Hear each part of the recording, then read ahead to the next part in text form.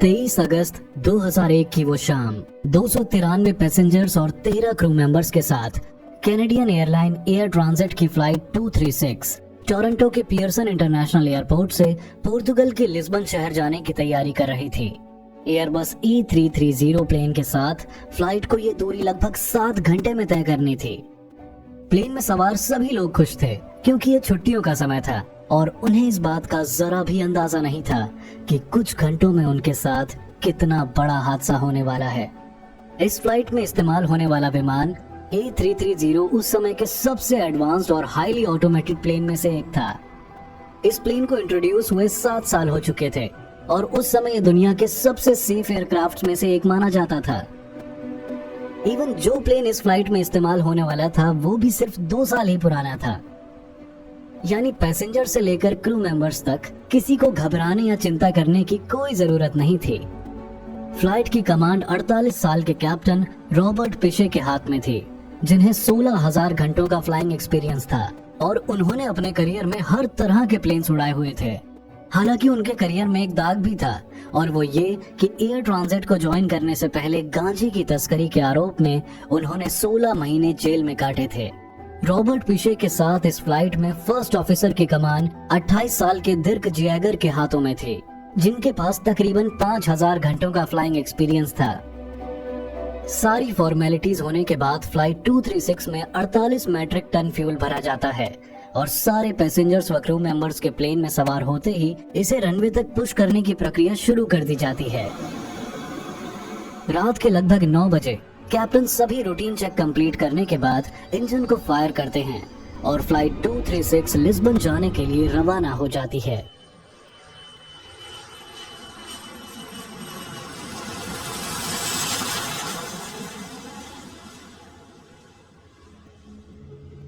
कुछ ही मिनटों में पायलट प्लेन को 39,000 फीट की ऊंचाई पर ले जाते हैं और इसके बाद प्लेन एकदम से स्टेबल हो जाता है।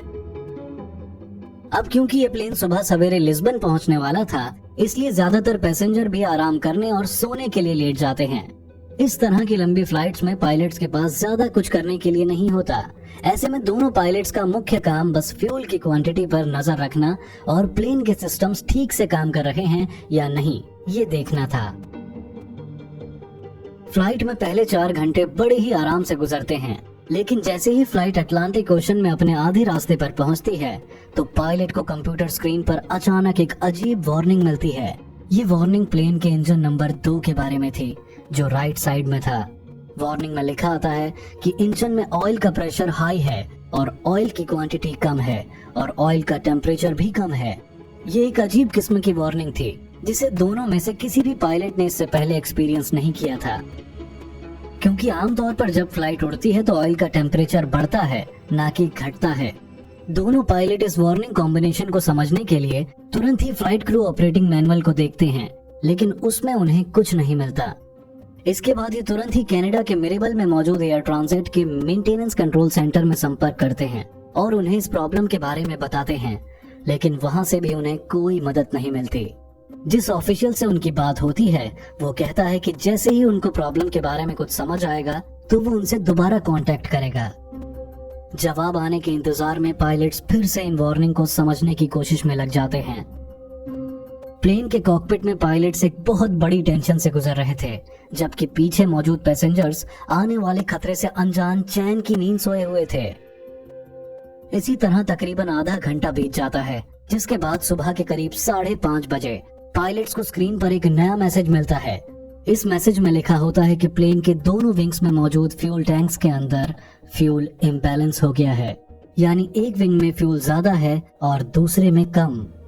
प्लेन में फ्यूल इम्बैलेंस होना भी काफी रेयर होता है, पर इतना खतरनाक नहीं, क्योंकि इसे ठीक करने के लिए पायलट्स क्रॉस फीड वाल्व को खोल देते हैं, जिससे लेफ्ट विंग में मौजूद फ्यूल बहकर राइट विंग के टैंक में चला जाता है और दोनों विंग्स में फ्यूल की मात्रा बराबर हो जाती है। लेकिन ऐसा करने के सिर्फ 10 मिनट बाद ही पायलट्स को एक नई वार्निंग मैसेज मिलता है कि प्लेन में इतना फ्यूल मौजूद नहीं है कि ये लिस्बन तक पहुंच सके। अब यहाँ से चीजें थोड़ा सीरियस होना शुरू हो जाती हैं।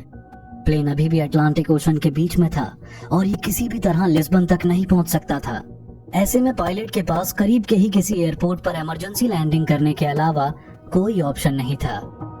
लेकिन क्योंकि प्लेन अटलांटिक ओशन के बीच में था, ऐसे में उनके पास एक ही विकल्प था और वो था अजोर्स के टेसेरा आइलैंड में मौजूद लेजस एयरपोर्ट पर लैंड करना। पायलट्स बिना देर किए तुरंत वहां के एयर ट्रैफिक कंट्रोल से संपर्क करते हैं और उन्हें बताते हैं कि फ्यूल शॉर्टेज की वजह से उन्हें लेजस एयरपोर्ट पर लैंड करना होगा। इस समय प्लेन में 60 टन फ्यूल बचा था, जो प्लेन की फुल कैपेसिटी का सिर्फ 6% था। फ्यूल बहुत तेजी से कम हो रहा था और पायलट्स को ऐसा होने का रीजन समझ नहीं आ रहा था। पायलट्स इस चीज को लेकर श्योर थे कि ये फ्यूल लीकेज नहीं हो सकता, क्योंकि ना तो प्लेन में किसी तरह का टर्बुलेंस महसूस हुआ था और ना ही मौसम इतना खराब था कि उसकी वजह से लीकेज हो जाए। साथ ही फ्लाइट के पहले 4 घंटे एकदम नॉर्मल तरीके से फ्यूल बर्न हुआ था। इतना ही नहीं, कैप्टन ने फ्लाइट अटेंडेंट से उड़ते हुए प्लेन में ही ये चेक करवाया था कि कहीं प्लेन अपने पीछे फ्यूल को गिराता हुआ तो नहीं जा रहा है, पर वहाँ चेक करने पर भी ऐसा कुछ नहीं मिला था। फिर आखिर इस तरह अचानक फ्यूल खत्म होने की वजह क्या हो सकती थी? ये सवाल पायलट्स को खाए जा रहा था।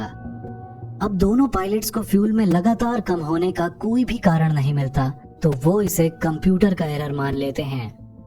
उन्हें लगता है कि फ्यूल की कैपेसिटी रीड करने वाले सेंसर सही डेटा नहीं दिखा रहे, जिसकी वजह से उन्हें फ्यूल शॉर्टेज की वार्निंग मिल रही है। हालांकि सच इससे बिल्कुल अलग था। असल में प्लेन के राइट साइड वाले इंजन से बहुत बड़ी मात्रा में फ्यूल लीक हो रहा था। इसका कारण यह था कि इस इंजन के अंदर एक हाइड्रोलिक पाइप फ्यूल पाइप पर रगड़ खा रहा था, जिससे फ्यूल पाइप की आउटर कास्टिंग टूट गई और उससे भारी मात्रा में फ्यूल लीक होकर बाहर निकलने लगा। प्लेन के दोनों विंग्स में फ्यूल इम्बैलेंस होना इस बात का साफ इशारा था कि प्लेन में फ्यूल लीक हो रहा है। लेकिन फिर भी पायलट्स का ध्यान इस तरफ नहीं गया। ऐसा एक साइकोलॉजिकल फिनोमिना की वजह से हुआ जिसे कंफर्मेशन बायस कहते हैं। इस फिनोमिना के अकॉर्डिंग इंसान का दिमाग सिर्फ उन्हीं चीजों या उसी इंफॉर्मेशन पर फेवर करता है जो उसके एग्जिस्टिंग बिलीव्स को कंफर्म करती है, और इस चक्कर में वो सही इंफॉर्मेशन को नजरअंदाज करने की गलती कर बैठता है। ऐसा आमतौर पर दिमाग के थक जाने या काम के ओवरलोड होने पर होता है। इस केस में पायलट्स पहले ही ये मान चुके थे कि फ्यूल कम होने की वार्निंग कंप्यूटर एरर की वजह से आ रही है, इसलिए उन्होंने फ्यूल इम्बैलेंस जैसे क्लियर इंडिकेशंस को नेग्लेक्ट कर दिया। हालांकि पायलट एक दूसरे विंग में फ्यूल ट्रांसफर कर चुके थे, लेकिन फ्यूल इम्बैलेंस की समस्या फिर भी वैसी की वैसी बनी रही। साथ ही फ्यूल बहुत तेजी से खत्म हो रहा था। प्लेन के अंदर ऐसा कोई सिस्टम नहीं था जो पायलट को ये इंडिकेट करे कि प्लेन में फ्यूल लीक हो रहा है, बल्कि पायलट को अलग अलग वार्निंग रीड करके खुद ही अनुमान लगाना था। और इस काम में फ्लाइट 236 के दोनों पायलट पूरी तरह फेल हो गए थे। इस समय प्लेन में सिर्फ 4.8 टन फ्यूल बाकी था, जबकि इस पॉइंट पर इसमें कम से कम 17 टन फ्यूल होना चाहिए था। ऐसे में दोनों पायलट दोबारा मेंटेनेंस कंट्रोल से संपर्क करते हैं, लेकिन उन्हें फिर से कोई मदद नहीं मिलती। पायलट के मन में फ्यूल लीक प्रोसीजर करने का भी ख्याल आता है, लेकिन कैप्टन पिशे ऐसा करने के लिए मना कर देते हैं, क्योंकि ये प्रोसीजर परफॉर्म करने के लिए उन्हें प्लेन को नीचा करते हुए 20,000 फीट पर लाना पड़ता। कैप्टन ने सोचा कि अगर सच में फ्यूल लीक हुआ तो 20,000 फीट पर आना आत्महत्या करने जैसा होगा। ऐसे में उन्होंने 39,000 फीट की ऊंचाई पर रहना ही प्रेफर किया। कैप्टन का ये फैसला बिल्कुल सही साबित हुआ, क्योंकि सुबह 6:13 पर राइट साइड वाला इंजन बंद हो जाता है और कैप्टन लेफ्ट इंजन को पूरी पावर देकर नीचे की तरफ आना शुरू कर देते हैं, क्योंकि सिर्फ एक इंजन के सहारे प्लेन 39,000 फीट की ऊंचाई पर नहीं उड़ सकता था। इस दौरान फर्स्ट ऑफिसर दिर्क जियागर अपनी सिचुएशन के बारे में एटीसी को बताते हैं। इस पॉइंट पर प्लेन में सिर्फ 600 लीटर फ्यूल बचा हुआ था और प्लेन अभी भी अपनी मंजिल यानी लेजस एयरपोर्ट से 240 किलोमीटर दूर था। 13 मिनट तक प्लेन इसी तरह चलता रहा, लेकिन उसके बाद लेफ्ट साइड वाला इंजन भी फ्यूल खत्म होने की वजह से बंद हो जाता है। फ्लाइट 236 अभी भी अपनी डेस्टिनेशन से 120 किलोमीटर दूर थी। दोनों इंजन बंद होने के बाद प्लेन में इलेक्ट्रिकल पावर भी खत्म हो जाती है और पायलट्स के पास प्लेन को ग्लाइड करने के अलावा और कोई ऑप्शन नहीं बचता। ऐसा होने पर प्लेन के निचले हिस्से में रैम एयर टरबाइन नाम का एक फैन ऑटोमेटिकली बाहर आ जाता है और उसके घूमने से जो पावर जनरेट होती है उससे कॉकपिट के कुछ मोस्ट इम्पोर्टेंट सिस्टम चलने लगते हैं। कैप्टन पिशे के पास अब बस एक ही रास्ता बचा था कि जितना हो सके प्लेन को ग्लाइड उतना लंबा खींचते हुए अपने करीब के लेजस एयरपोर्ट पर पहुंचने की कोशिश की जाए। यानी प्लेन में मौजूद सभी 306 लोगों की जान अब कैप्टन के हाथ में थी। बिजली कट जाने से पैसेंजर कैबिन में अंधेरा छाया हुआ था और ऐसे में कैप्टन फ्लाइट अटेंडेंट्स को ये कहते हैं कि वो सभी पैसेंजर्स को पानी में क्रैश लैंडिंग के लिए तैयार रखें। मगर पानी में क्रैश लैंड करना एक बहुत बुरा आइडिया था, क्योंकि इसमें अगर लोग इम्पैक्ट से बच भी जाते हैं तो ओशन का पानी उनकी मौत की वजह बन जाता। सही मायने में कैप्टन के पास बस एक ही रास्ता था कि प्लेन को ग्लाइड कराते हुए किसी तरह लेजस एयरपोर्ट तक ले जाया जाए, लेकिन ये काम इतना आसान नहीं था। प्लेन इस समय एयरपोर्ट से 100 किलोमीटर दूर था और इसके नीचे गिरने की रफ्तार 2000 फीट प्रति मिनट के आसपास थी। और क्योंकि प्लेन इस वक्त 30,000 फीट की ऊंचाई पर था, ऐसे में अगले 15 मिनट के अंदर ये हर हाल में जमीन को टच करने वाला था, फिर चाहे कैप्टन इसे एयरपोर्ट तक पहुंचा पाए या नहीं।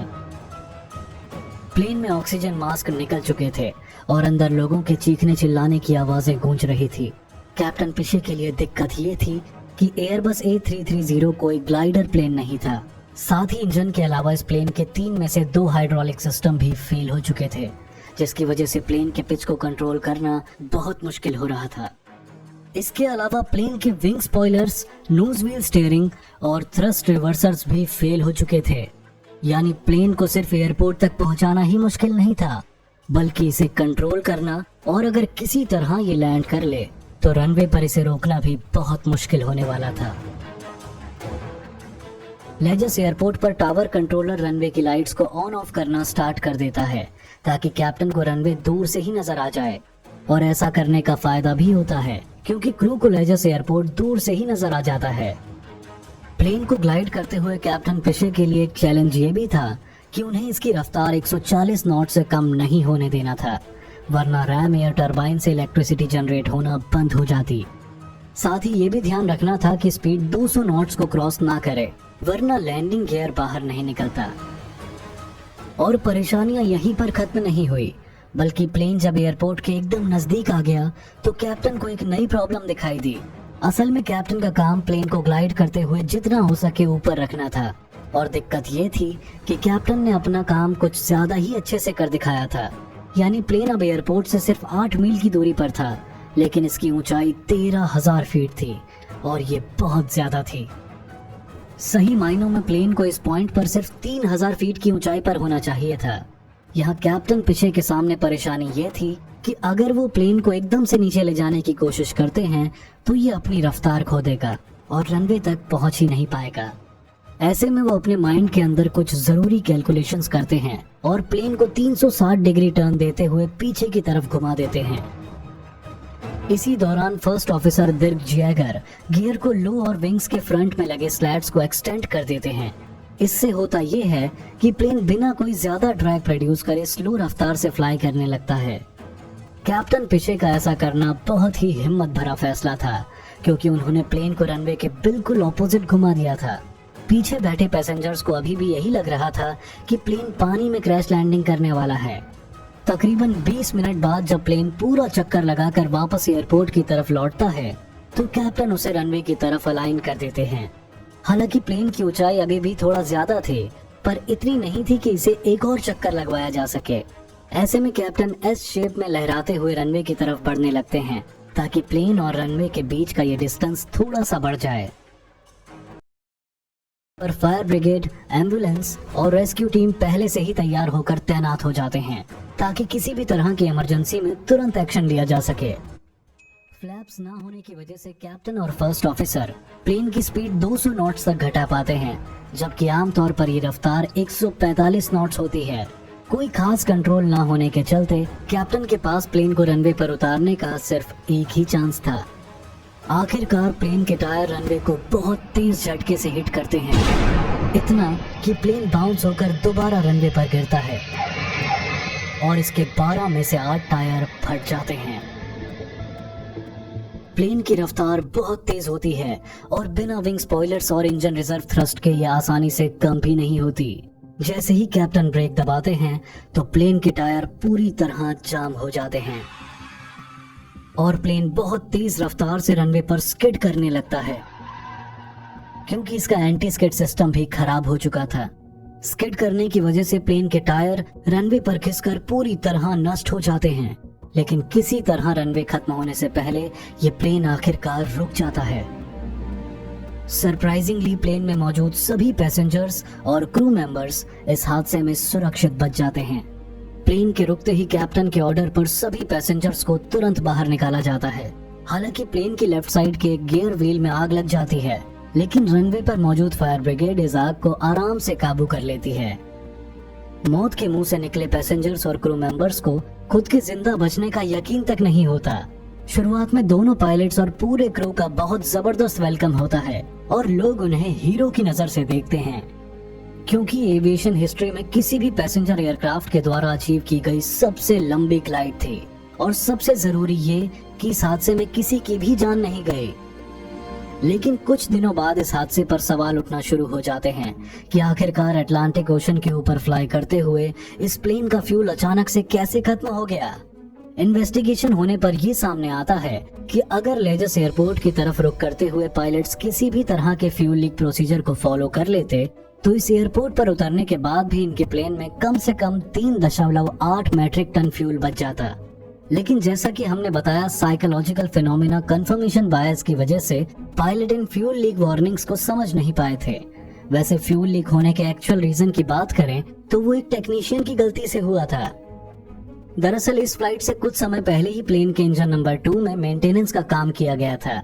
इस दौरान टेक्नीशियन ने गलती से इंजन में एक ऐसा पार्ट लगा दिया था जो किसी दूसरे प्लेन में लगाया जाता था, और इस गलती की वजह से फ्यूल ट्यूब फट गई और ये सारा हादसा हुआ। हालांकि पायलट्स ने फ्यूल लीक वार्निंग्स को ना समझ पाने की बहुत बड़ी गलती की थी, लेकिन फिर भी जिस तरह से उन्होंने सिचुएशन को हैंडल किया उसके लिए उनकी खूब सराहना की गई। इतनी कि इस घटना के होने के 1 साल बाद एयरलाइन पायलट एसोसिएशन के द्वारा दोनों पायलट कैप्टन रॉबर्ट पिशे और फर्स्ट ऑफिसर दिर्क जैगर को एयरमैनशिप अवार्ड दिया गया। इस घटना से सबक लेकर एयरबस ने अपने प्लेन्स की सेफ्टी को लेकर उनमें कई बड़े और अहम बदलाव किए। साथ ही फ्यूल लीक इंडिकेशंस को भी सुधारा गया।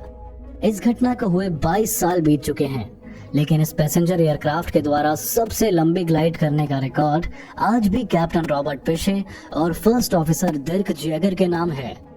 तो ये थी एयर ट्रांजिट फ्लाइट 236 की वो कहानी जिसे आज भी एविएशन हिस्ट्री के सबसे पॉपुलर इंसिडेंट्स में से एक माना जाता है।